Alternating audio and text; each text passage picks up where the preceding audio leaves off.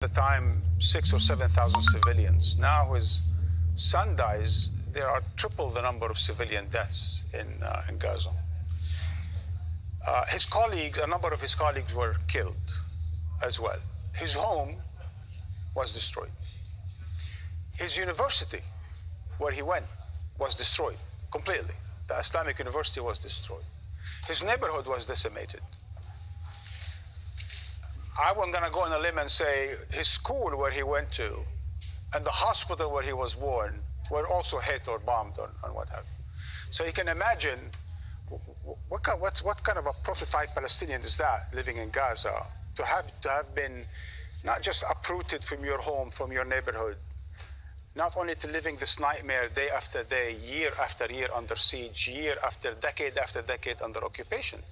But this nightmare continues every day, every minute, and the losses continue to grow in an incredible way.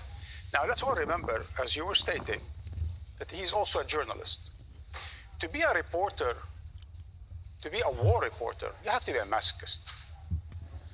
To be Al Jazeera reporter, you definitely have to be a masochist.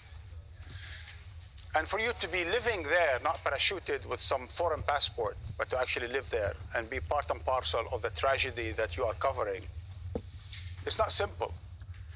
Now, the paradox of this aspect of it, of this exception of being a journalist, that you are covering the events and you become the event yourself. Your family become the event yourself. What do you do with that?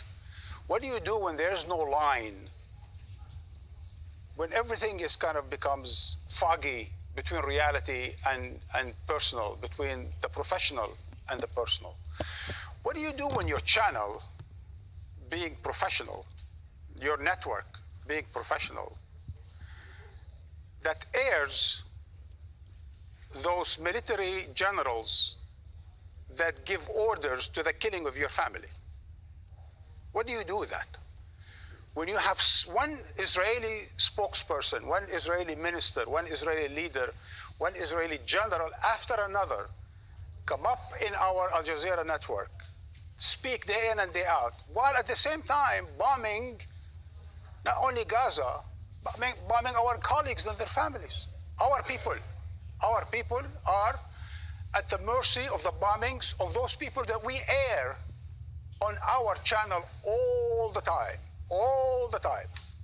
3 months of Israeli spokesperson generals and what have you, we're always having them online. And at the same time, we are reporting, and we just heard from Wael, that dignity, that professionalism, that tolerance. Where the hell do they produce this tolerance from? I don't understand. I mean, if I were him, I'm sure I wouldn't be acting that way.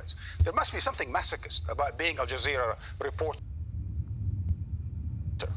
Right? There must be something so intrinsically, incredible, right? That you would be able to, after the